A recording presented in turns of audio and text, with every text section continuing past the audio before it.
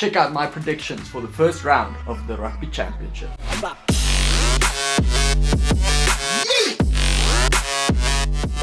Welcome back to SkinnyBru Rugby, guys. So the international season is here. Finally, we can have two big games, the Springboks versus the Wallabies and the Pumas up against the All Blacks. So I'll be covering the Rugby Championship and the World Cup later this year, so be sure to hit that subscribe button if you want to check out that content as well. Join the SkinnyBru pools down in the description below for the Rugby Championship as well, and let's get into the two games of this weekend. First up, it's the Springboks up against the Wallabies at Ellis Park in Johannesburg. The Wallabies hasn't won there in 56 years. Talk about history.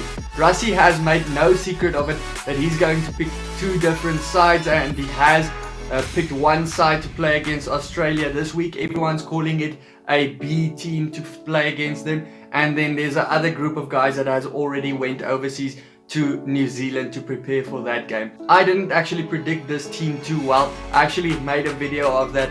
It is linked up here. A lot of big players are actually in this team that I expected would probably get a go against the All Blacks. So this is just proving to you that that B team name that everyone's giving it is maybe not the correct name. There is some second stringers in there, but you also have massive blokes in that side, like Etzebeth is over there, Pieter Stefan Kriel, massive players over in that team because they are coming back from injury and they've been injured most of the Super Rugby season. I actually predicted 7 out of the 15 starters correctly, so not that good, and then 5 out of 8 on the bench, so I have about 50% correct in that prediction. In recent history between these two sides, back till 2013, the home team usually wins, except there was 2 draws in 2017, but since then always the home team wins. Last year Australia beat South Africa 23-18 over in Australia, and then the game after that South Africa beat Australia 23-12 in South Africa. Let's have a little bit of a closer look at the two teams. Up front for the Springboks, Beast, Mbonambe and Nyakane. Beast, he has been injured for a long part of this season, so it's good to see him back. Mbonambe and Nyakane, they've had a good season as well. Second row, Etzebeth and Loot de Jager. Etzebeth actually captaining the side, and Loot is back from injury. But actually these two guys are probably the best picks for lock for the Springboks for the World Cup. Obviously Mostert and Argia is also part of that, but they were two of the best locks in South Africa for a long time. Then in the back row, Elstad, Dutoy and Louw. Elstad, he's had a great season for Toulouse up in France. Pieter Dutoy, he's also back from injury, and I also thought he's going to play in New Zealand, because who would not want to see him play like he did last year, where he absolutely smashed every player in front of him with a tackle. So I actually thought he would play against the All Blacks, but still he's going to give it his all for this game against the Wallabies. Then that 9-10 combo, Yankees and Yankees, both are quick players on when they play with front foot ball. I actually thought Reinach will play at 9, but they went with Yankees.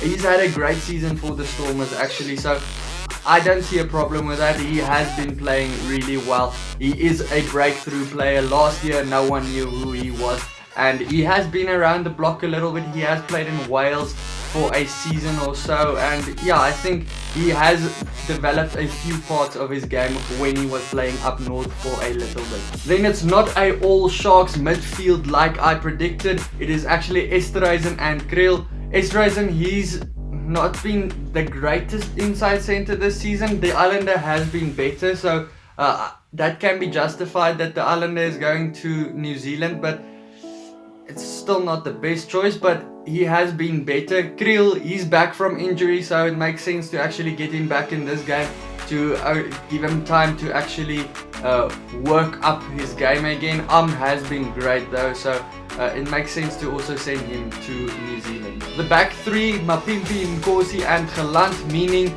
Colby is going to play against the All Blacks. I'm very excited about that. He has been the best South African wing all over the world this whole season, so I'm pretty happy about that. Deante, he will probably be back next week. They actually didn't give a time on his injury, but he's out. So if he's not back by next week, whoever stands out in this game, Nkosi or Mapimpi, they're probably gonna play against the All Blacks. Or on the bench, Lades, he's on the bench, so he'll probably have a little bit more energy for next week. The other guys joining him on the bench, Koboka, who has been great all season, Brits, Reinhard, Frans, they are the veterans on the bench. They really bring a little bit of another aspect to the team. Frans Steyn, he can actually play fly off and center, so that's pretty good. And then we also have Kutsia and Ori. I'm actually expecting a running game from the Springboks in this game because we have the Yankees combo. Both of them like to have front football, and if there is an opportunity, they will take the running opportunity ahead of a kick. There aren't real kickers in the side though, except for Yankees. Esterhuizen can also kick if he really has to. He does have a massive boot on him, but he prefers to run with the ball. Lineouts, that's going to be massive, especially with Arnold and Rodda of the Wallabies, but Etzebeth and Luat, they are great players. Then the Wallabies side, they actually went with the strongest available side, except for the injuries to Pocock, Sio and Lialifano, of course. There are actually quite a few strange picks to me in this team. At fullback, Banks is ahead of Beale. Yes, he has had an amazing season, but I would have thought Beale played well enough to actually keep his number 15 spot.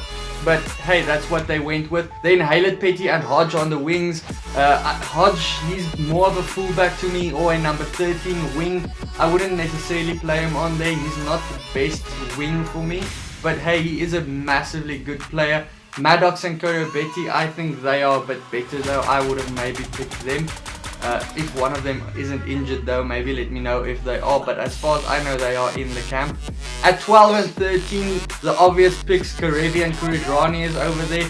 Karevi, he's had an exceptional season. 9-10, that's another weird combo. White was actually picked ahead of Guinea in this test, and that's quite weird to me because White hasn't played for the Wallabies since 2015, and Guinea didn't have a bad season, so they have to have something up their sleeves with White. Then Foley at number 10. At loose forwards, we have Naisarani, the debutant in the group, Hooper and Salakaya Lotto. Naisarani, he's actually eligible to play for the Wallabies now, and he's taken it the chance with both hands, and he is going to play well. He is a big guy that can really give you front football. As I already mentioned, the two locks, Rodda and Arnold, they've been probably the best locks in Australia. At the front, again, a bit weird, Slipper, Fainga, Kepu.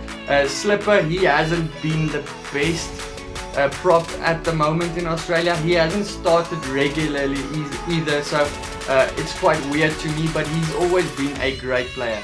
On the bench, we have Ulysses, Harry Johnson-Holmes, who's also making a debut, Tupou, Simmons, Dempsey, Genia, Tamua and Beale. Both of them can play basically any position in the back line.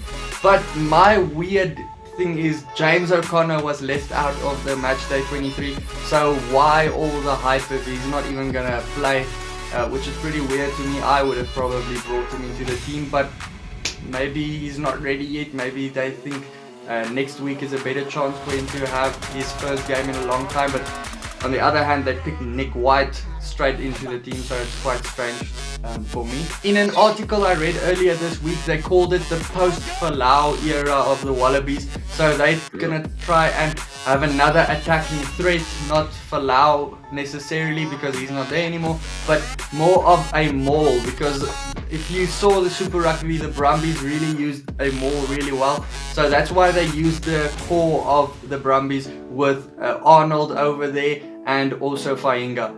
There aren't any other attacking threats though either. The Aussie teams, they haven't had the greatest running rugby this season, but you could get surprised maybe if Beale comes on. He has a good running game. Karevi, he's also crucial to that side if they want to run with the ball, and Karevi and Kuridrani has always had a good mix when they run with the ball. I think the Wallabies will give it a go, but history, that's just counting against them, and their reliance on the mauls for this game is also going to count against them, because that could actually be stopped. South Africa, the two locks, Etzebeth and Lewis, aren't any rookies. They are great locks to actually try and beat at line-out time, so I think it's going to be difficult for this. The South African team, on the other hand, can actually play a little bit of running rugby. If you look at the 9-10 combo, I hope I'm not wrong, but I think they're going to run with the ball. So I think the Boks will win by 7. And that's my prediction for the week, guys. If you like this video, please hit that subscribe button if you want to see any more international content coming up throughout this year. Remember to join the SkinnyBru pools down in the description below, and then I'll see you for the recap next week. Cheers.